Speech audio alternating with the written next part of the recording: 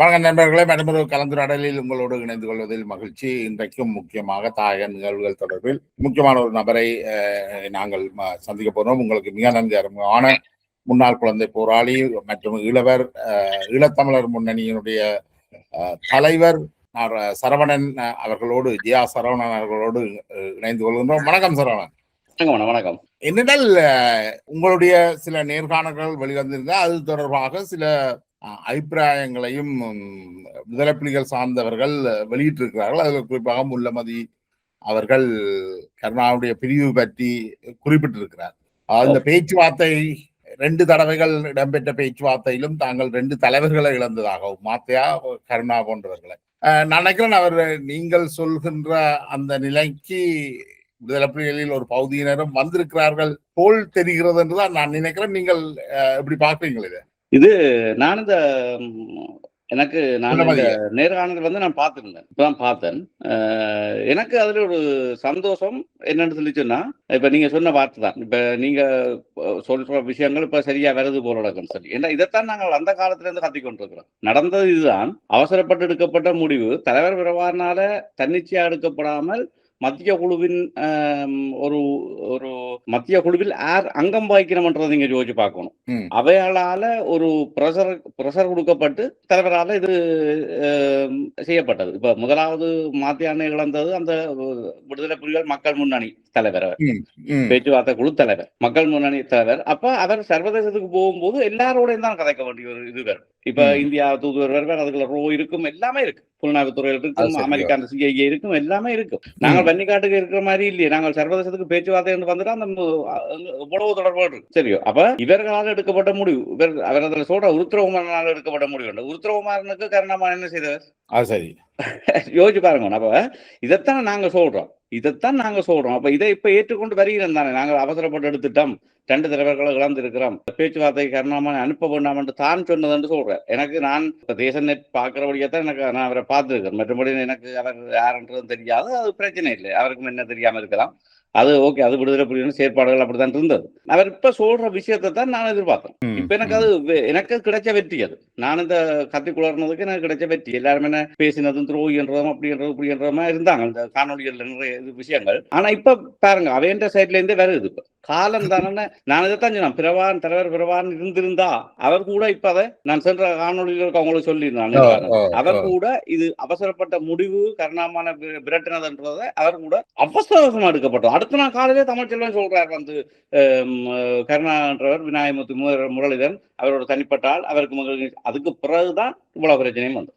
இன்னொரு சிக்கலும் இருக்கு என்னென்றால், இந்த விடுதலை புலிகள் மீது அல்லது பிரபாரன் மீது விமர்சனங்கள் வைக்கப்படுகின்ற பொழுது அவர்கள் மிக மோசமாக, இப்ப பாஸ்கரன் மீது விமர்சனம் வைக்கப்படுகின்ற பொழுது அவர் எவ்வளவு சமூக வலைத்தளங்களை பாவித்து தாக்குகிறாரோ, அதே போல விடுதலை புலிகளின் உறுப்பினர்கள் மீது தாக்குதல் நடத்தப்படுகிறது. ஈழச்செல்வம் என்பவர் தமிழ் நில அமைப்பு என்ற ஒரு அமைப்பை வன்னி பிரதேசத்தில் நடத்தி கொண்டிருக்கிறார். அவருக்கு கீழே ஒரு 5000 போராளிகள் வரை இருப்பதாகவும் அவர் சொல்றார். அவருடைய மகள் மீது அவர் வச்ச விமர்சனங்களுக்காக நீங்கள் சொன்ன பல விடயங்களை அவரும் சொல்றார். விடுதலை புலிகள் மீது விமர்சனங்களை வைக்கிறார். அவரும் கருணாவை நாங்கள் எப்படி துரோகி என்று சொல்லாமல் எல்லாம் கேள்வி எழுப்பி இருந்தார். அவருடைய மகனை வலைத்தளங்கள்ல போட்டு கீழ்த்தரமாக கதைச்சு மகள் தற்கொலை செய்கிற அளவுக்கு விடுதலை புலிகளின் ஒரு பகுதியினர் நடந்து கொண்டிருக்கிறார்கள். இந்த காடைத்தனம் எப்படி புலிகளுக்குள்ள வருது? உண்மையிலேயே எனக்கு அதை புலிகளின் காடைத்தனம் என்றுதான் சொல்லணும் போலத்தான் தோன்றுது. அது எப்படி இதெல்லாம் வருது? ஏன் தங்களுடைய சக போராளிகளை, ஏன் அவர்களுடைய கருத்துக்களை செவிமடுக்க இல்லாமல் இருக்குது? அல்லது நீங்கள் இப்ப ஒரு போராளி கருத்து தெரிவித்தால் அந்த கருத்தை நீங்கள் கருத்தால் எதிர்கொள்ளலாம் தானே. ஏன் போராளியுடைய குடும்ப உறுப்பினர்களை, மகன், பிள்ளைகள், உறவினர்களை ஏன் தாக்கணும்? இது எங்க இருந்து வருது? இது என்னன்னு சொல்லிச்சேன்னா, விடுதலை புலிகள் இயக்கம்ன்றது இப்ப இல்லை. அது அந்த இயக்கம் இப்ப 2009 முள்ளிவாய்க்கால முடிவு பெற்றது. அந்த இயக்கம் இப்ப இல்ல, செயற்பாடுதே இல்லை. அப்படி செயற்பாடு இருக்குன்றா அதுக்கு ஒரு தலைவர் வேணும், அதுக்கு ஒரு செயலாளர் வேணும், அல்லது தலைவர் பிரபாகரன் இடத்தை நான் தான் அடுத்த தலைவர் என்று ஒரு ஆள் அறிவிக்க வேணும். இதுவரைக்கும் அவர் ஒரு தரம் அறிவிக்கிறேன். உருத்திரகுமார் ஒளி தான் அறிவிக்கிறார், KPN அறிவிச்ச மாதிரி அவர் அறிவிக்கிறார். இப்ப வந்த என்ன பேர் அவருக்கு, முல்லைமாதி, அவர் கூட அறிவிக்கிறார், நான் தான் அடுத்த தலைவர் பிரபாகரன் சொன்னா அங்க தடுக்கிறதுக்காக இருக்கு. நம்ம ஒரு தரம் இல்லை. ஏன்னா அது இப்ப அனாதரவா இருக்கு. ஒரு டைம் அந்த தலைமை பொறுப்பு இல்லை. அப்படி என்று சொல்லி சொன்னா அந்த அந்த இயக்கம் இப்ப இல்லை. அந்த இல்லாத ஒரு இயக்கத்தை பற்றி யாராவது ஒருத்தர் வந்து வாய் திறந்து அதில் நடந்த சரிபுள்ளைய சொல்ல போனா அவன் பரம்பரையை வந்து இழுத்து அவனுடைய பரம்பரையை வந்து கூடாமலாக்கி அவங்க பரம்பரையா துரோகிகளாக்க பட்டம் கட்டப்பட்டு அப்படிதான் எங்களுக்கு நடக்கிறது. அது வந்து இப்ப உதாரணத்துக்கு பார்த்தா என்னுடைய படங்களே நான் உங்களோட கதைச்ச பேசி அந்த ஒளி நாடாவளை கூட ஒட்டி போட்டு எங்களுக்கு பல துரோகி பட்டங்கள் கட்டி எனக்கு உங்களுக்கும் சேர்த்து தான் கட்டி போடணும்.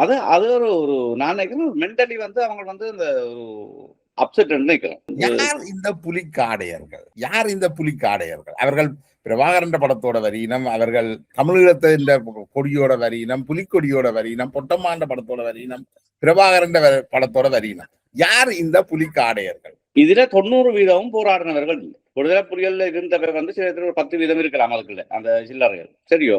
ஆனா வந்து விடுதலை புலிகளை போராடினவங்க அவங்களுமே வந்து இந்த குரூப்ல இல்லை. அதுக்கு பிறகு வந்த ஜெனரேஷன், அதுக்கு பிறகு வந்தவர்கள் அல்லது வந்து அந்த போராட்ட காலங்கள்ல வீடுகள்ல இருந்தவையும் ஒழிச்சிருந்தவையும் மக்களா வாழ்ந்தவையும் தான் இப்படியான வேலைகளை செய்யணுமே ஒழிச்சு. எனக்கு தெரிஞ்சு என்னுடைய சொந்தக்காராக்களே 2-3 பேர் வந்து எனக்கு எதிராக பதிவுகளை போடிடும். ஏன்னா அவையெல்லாம் அந்த ஊர்வல இருந்து நாங்கள் பிழைச்சது, அதற்கும் இயக்கங்களுக்கும் சம்பந்தமே இல்லை. ஆனா விடுதலை புலிகள்ல இருந்தவர்கள்ல வந்து முக்காவாசி 90% இந்த இதெல்லாம் ஈடுபட மாட்டாங்க.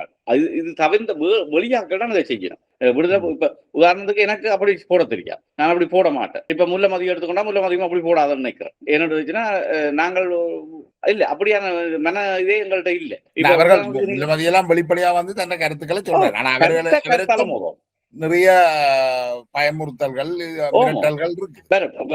இப்ப எனக்கு எவ்வளவு வந்திருக்கும் யோசிச்சு பாருங்க. இப்ப இந்த ஒரு மாசத்துக்கு என்னன்னு சொல்லி சொன்னா இது வந்து இயக்கப்படுறது வேறொரு பக்கத்தால இயக்கப்படுது. அது வேற காசு பணம் கொடுத்து அப்படி இல்லாம இயக்கப்படுறது இல்ல. நீ புலி என்று சொல்லி சொன்னா நீ தான் தமிழன். இப்ப அந்த இந்தியாவில சீமானன்ற மாதிரி சீமானை பற்றி ஏதாவது சொன்னா 100 பேர் வந்து நிற்பாங்க. ஆனா அங்க ஓட்டு ஒன்றுக்கும்ல அந்த 100 பேர் கூடி ஓட்டு போடுறேன். அந்த வந்து சமூகத்துல கத்திரவன் கூடி ஓட்டு போடுறேன். இந்த சமூகத்துல பதிவுகள் எல்லாமே வந்து நீங்க பாத்தீங்கன்னு சொன்னா 90% இது வந்து வெளிநாட்டுல இருக்கிறாங்க. உள்நாட்டுல இருக்கிறவனுக்கு 1000 பிரச்சனை, அவனுக்கு வாழ்க்கை பிரச்சனை, இவ்வளவு பிரச்சனை இருக்குது. இப்ப ரீச்சா பாஸ்கர் இதை எடுத்து பார்த்தா கூடி உங்களுக்கு அது ஒரு பொழுதுபோக்காத்தான் இப்ப செய்யறாங்க. அந்த வயது சொன்ன மாதிரி ஒரு ஃபன்னாத்தான் அதை செய்யறாங்க ஒழிய அதுல உள்நோக்கங்கள் இல்லை. ஃபன் பண்ணுவோம். எத்தனையோ பாட்டுகள் வந்திருக்கு அந்த வயது பிறகு, அந்த பொம்பளை பிள்ளைக்கு எத்தனையோ பாட்டுகள் வந்திருக்குது. அப்ப இது ஒரு ஃபன் பண்ணப்பட தன்மையோடு வந்துடுது சமுதாயத்துல பொறுப்பு இல்லை. அதான் இதனால இவ்வளவு பாதிப்பு. நீங்க சொன்ன மாதிரி அவர் அந்த முல்லைத்தீவு அவர்கிட்ட பேர் சொன்னீங்க, அவரோட மகள் வந்து தற்கொலை முயற்சிக்கு போற அளவுக்கு வந்து சொன்னா அது வந்து அந்த சமூகத்துல என்ன பொறுப்பு புலிகள்ல நீ இருந்ததுக்கு என்ன உனக்கு அருகதை இருக்கு சொல்றதுக்கு? நீ மக்களுக்காக போராடுன இறுதி வரை மக்களுக்காக போராடி உயிர் விட்ட புலிகள்ல இருந்த நீ என்று சொல்லி சொன்னா நீ இப்படியான செயல்கள் எப்படி இறங்குவா? என்ன பிரச்சனை? அவர் அதுக்கு பிறகு என்ன மகள் 2 தரம் தற்கொலைக்கு முயற்சித்தபடியா அவர் கடைசியாக மன்னிப்பு கேட்டு ஒரு காணொலியை விட வேண்டி வந்துட்டு, அவருக்கு விருப்பம் இல்லாட்டிலும் தான் சொன்ன கருத்துக்களை அவர் 100% நம்பினாலும் தன்னுடைய மகனுடைய உயிரை காப்பாற்றணும் என்றதுக்காக அவர்கள் அந்த தன்னுடைய கருத்து நிலைப்பாட்டுக்கு எதிராக ஒரு காணொலியை விட்டிருக்கிறார். இதை செய்தவர்களை இந்த நரபலி, பழுவேட்டை, இப்படி பல்வேறு கூழாங்கும்பனி பேர்கள் எல்லாம் வரியினவங்க.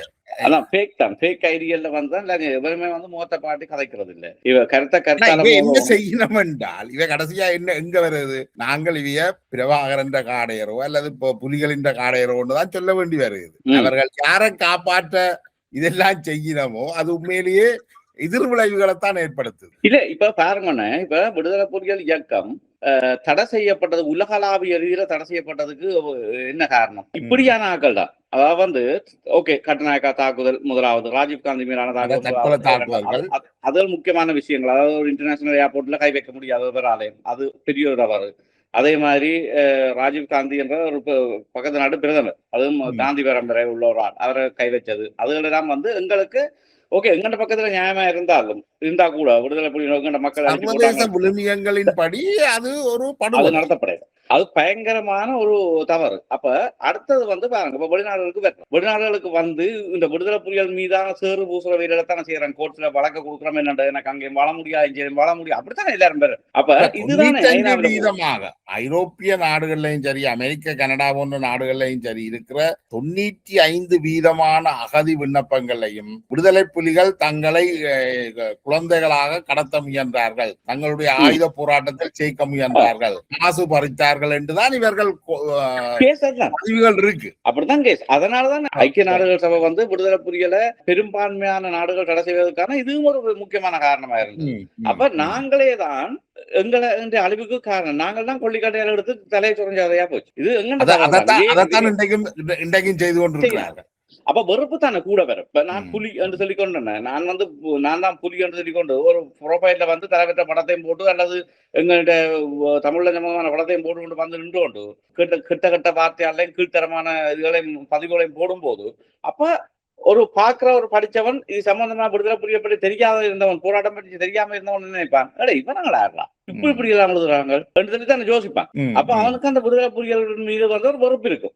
விடுதலை புலிகள் இப்படித்தான் இருப்பினான் என்று சொல்லி இவன் வந்து நல்லது செய்யறோம் என்று நினைச்சு புலிகளுக்கு மேன்மேலும் ஒரு கெட்ட பேர் தான் கொண்டு போயிடும். சீமான் எல்லாமே பாருங்களேன், ஆரம்ப காலத்துல ஒரு முக்கியமா ஒரு இதா நேசிக்கப்பட்டவர் சீமான். ஆனா நாங்க ஆரம்பத்துல சொல்றோம் சீமான் இப்படித்தான் நடந்தது. ஆனா இன்றைக்கு என்ன நடந்தது, இன்றைக்கு எல்லாருக்கும் தெரிய வருது. இவன் வாய்ப்பக்கங்கள், இவர்கள் பாவிக்கிற வார்த்தைகள். ஆனா இப்ப நான் வந்து பேசுறத வச்சுதான் நான் என்ன குடும்பத்துல இருந்து வந்தான்றது, என்ன வளப்பில இருந்து வந்திருக்கிறான். அதே மாதிரிதான் இப்ப எங்கண்ட அட்டிடியூட் தானே மற்ற வார்த்தைகள்ல வெளிப்படும். நாங்க உடுக்குற உடையிலே நாங்க இப்போ கதைக்கிற பழகிற பழக்கத்தையும் முழுகிற வார்த்தையில வெளிப்படும். அதுதான் இப்ப நடக்குது. இது வந்து விடுதலை புலிகள் மீதான உண்மையில அது 2009 இன்றைக்கு முடிவு காணப்பட்டு இன்றைக்கு 17 வருஷத்தை கலந்துடுது. இன்றைக்கும் வந்து அதை அழிச்சொழிக்கணும் என்றுதான் அந்த போராட்டத்தை பேரை அழிச்சொழிக்கணும் என்றதுக்காகவும் இப்படியான இவன் செயற்பாடுகள் அமையும்.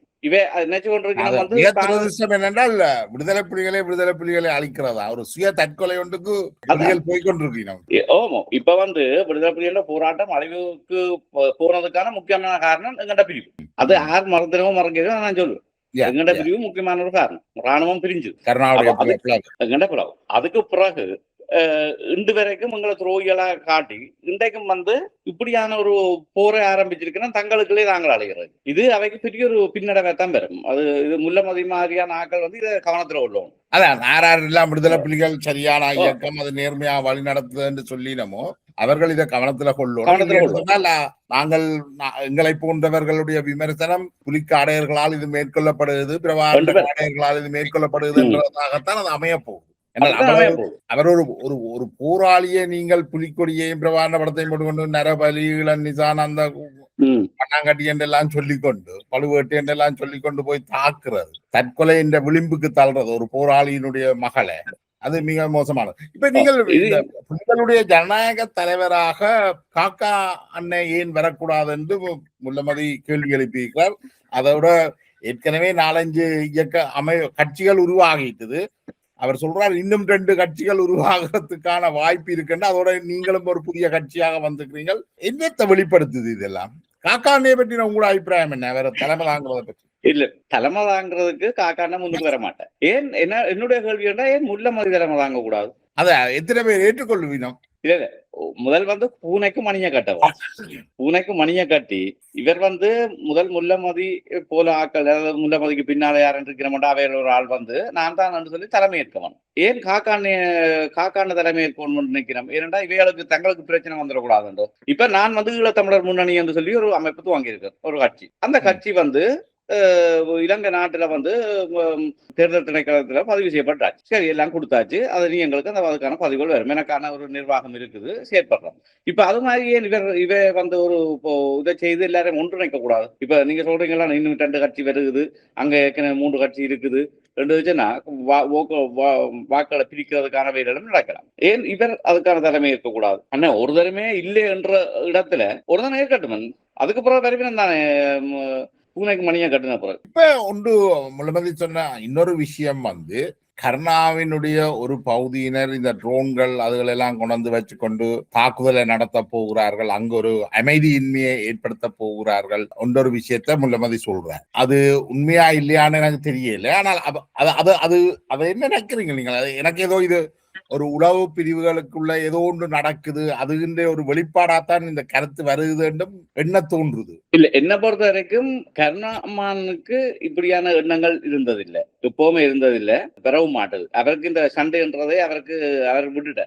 உங்கள் மூலமாக ஏதாவது இதற்கான ஆபத்துக்கள் இருக்கா? இல்ல, அதாவது இப்ப எங்கட நாட்டுல அமைதியா இருக்கணும்ன்றதுதான் எல்லாரும் விரும்புறோம். நாங்கள் எங்கட இப்ப ஒரு நல்ல அரசாங்கம் வந்திருக்கு, இந்த அரசாங்கம் மூலமா அதாவது முந்தின மாதிரியான கொடுங்கோல் ஆட்சிகள் இல்லை. அப்ப நாங்க கதைச்சு எங்களுக்கான தீர்வுகளை பெற்றுக் கொள்ளணும்ன்றதுதான் எங்கட முடிவா இருக்குது. அப்படி இருக்கேக்க இந்த த்ரோன்கள் கொண்டு தாக்குறதுன்றது எல்லாம் அப்படி துவங்கினா கூட அவங்க ஒரு மாசத்துக்கே எல்லாத்தையும் அடிச்சு முடிச்சிருவாங்க. இப்ப அரசாங்கங்கள் வேற மாதிரி. இப்ப நாங்க கொரில்லா போர் எல்லாம் ஆக்க செய்ய முடியாது. அப்ப இவன் இப்படியான ஒரு விஷயத்துல யாரோ ஒரு பகுதி ஈடுபடுதுன்றது எனக்கு தெரியுது. இவன் இந்த கதைகள்ல இருந்து எனக்கு வேற இடத்துல இருந்து மெசேஜ்கள் வந்திருக்குது, இப்படி நடக்க போதாம முடியாமன்னு சொல்லி. ஆனா இது அவ்வளவு புத்திசாலித்தனமான முடிவுகள் இல்லை. திருப்பி ஒரு போரை துவங்குறதுன்றது நாங்களே நமக்கு சாவமணி அடிக்கிறதா என்று நீங்க நினைக்கிறீங்களா? இல்ல, இது சிறைச்சாலைகள்ல தொடர்ச்சியாக இடம்பெற்ற தாக்குதலை எல்லாம் பார்க்கின்ற பொழுது இது ஒரு பின்னணியில ஒரு திட்டமிட்ட செயல்பாடாக தான் இருக்கு. இப்ப தாக்குதல் நடந்தது ஒரு ஜனாதிபதி தேர்தலுக்காக நடந்ததுன்றதான் இப்ப சொல்லப்படுது. இன்னும் அது தீர்வாக ஓகே. இப்ப அப்படியான ஒரு நாட்டின் தேசிய பாதுகாப்புக்கு அச்சுறுத்தல்ன்றதுக்கு ஏற்ற மாதிரி இப்ப சுழற்சியாளர் மாதிரி திருப்பி இப்படியான ஒரு விஷயங்கள் நடக்கலாம். இப்ப ஏற்கனவே இன்றைக்கு நாமல் ராயபக்ச சொல்லி இருக்கிறார், நேற்று நினைக்கிறேன் நியூஸ்ல பார்த்தேன் இந்த காலையில, த்ரோன்களை விட்டு தான் உரம் தெளிப்பேன் விவசாயிகளுக்கு, உரம் தெளிச்சு உரத்தின் விவசாயிகளின் பிரச்சனையை முடிப்பேன்னு சொல்லி. அப்ப த்ரோன்கள் என்ற சொல்ல அவர் அதுல பாவிச்சிருக்கிறார் இன்றைய காலையில. நியூஸ்லயும் வந்திருக்குது. சித்தப்பா காரணம் இப்படிதான், கோத்தபாய ராஜபக்ச ஜனாதிபதியா இருந்த போது உரத்துல கைய வச்சுதான் இல்லாம போனது. இப்ப பேரனும் உரத்திலாம் கைய வைக்கிறாரு. யாரு பிராமகனும் மகனும் உரத்திலாம் கைய வைக்கிறாரு. இன்றைக்கு காலையில நியூஸ்ல பார்த்தேன், ஐபிசி தான் பார்த்தேன், நியூஸ்ல போய் கொண்டு வந்தேன். த்ரோன்கள் என்ற வார்த்தையை அவர் மூவ் பண்ணி இருக்கிறார். அது என்ன இப்ப நீங்க சொல்றது எனக்கு யோசனையா இருக்குது. ஆனா கருணாமான் சம்பந்தமா இது இல்லை. கருணாமான் சொல்ற நடுவர் எனக்கு அடே இப்படி இவங்களை யாரையும் மூவ் பண்ணினா நீ அதை இக்னோர் பண்ணு, அதை காதல வேண்டாவ என்று சொல்லி. ஏன்டா புலனாய்வுத்துறையின் மூலமாயும் வரும், விடுதலை புலிகள் மூலமாயும் உனக்கு வரும். ஆனா அவங்களெல்லாம் தாங்கள் வசதியா வாழ்ந்து கொண்டு இப்படியான பிரச்சனைகளை துவங்குறதுக்கு நிற்பாங்க. திரும்பி கனடாவில் வியாசல் அடிக்கிறதுக்கும் லண்டனை வியாசல் அடிக்கிறதுக்குமாக வேலையில கூடி துவங்குவாங்க. ஆனா நீ என்னத்தை கேட்டாலும் அதை இக்னோர் பண்ணி போட்டு உன்னுடைய அறிவியலை மட்டும் பாரு. கருணாமான் சொல்றது, அதாவது இணைய நாடுகளுடைய புலனாய்வு துறைகள் உங்களை அவ்வாறான செயலில் ஈடுபட சொன்னாலும் அதுல ஈடுபட வேண்டாம் என்று கேட்டுக்கொள்றார். நீ அதுக்குள்ள போயிடாத, மாட்டிடாத என்று சொல்லி எனக்கு அறிவுரை சொல்லுவார். ஏன்னா அவருக்கு தெரியும் புலனாய்வுத்துறையில எப்படி மூவ் பண்ணுன்றது தெரியும். அவர் விடுதலை புலிகளை படிச்ச புலனாய்வுத்துறையில, அதாவது போய் ரோவில ட்ரைனிங் எடுத்த முதல் விடுதலை புலி கருணாமான் தான். தெரியும், அதாவது புலனாய்வு படிச்சது. அப்ப அவருக்கு தெரியும் எப்படி எல்லாம் மூவ் பண்ணுவாங்கன்றது. எனக்கு நிறைய விஷயங்கள் அவர் சொல்லி இருக்கிறார், கவனமா இருக்க வேணும் இப்படியான விஷயங்கள். ஆனா எனக்கும் இது காதலுக்கு வந்தது. இப்ப நீங்க கேட்ட நியூஸ்கள் எனக்கும் காதலுக்கு வந்தது. ஆனா அது இவங்கள் தான் அதை செய்யறாங்கன்றது எனக்கு தெரியும். விடுதலை புலிகள் சம்பந்தமான ஆட்கள் தான் இதுன்றது. அதுக்கு எனக்கு தரவுகளோடு நான் எடுத்து எதிர்காலத்தில் எடுக்கக்கூடிய நிலைமை வரும். நல்ல ஒரு உரையாடலை தந்திருக்கிறீங்க. உங்களுக்கு நேரத்தை ஒதுக்கி எங்களோட இந்த விடயங்களை பகிர்ந்து கொண்டமைக்கு மிக்க நன்றி. நன்றி அண்ணா, நன்றி. நீங்கள் இந்த நேரத்தில் காய்ச்சினீங்க. நேரில் எல்லாருக்கும் நன்றி. கண்டிப்பா நேரில் எல்லாரையும் சந்திப்பேன் ஒரு நாளைக்கு. அப்ப கதைக்கலாம் நிறைய. ஓகேண்ணா, நன்றி.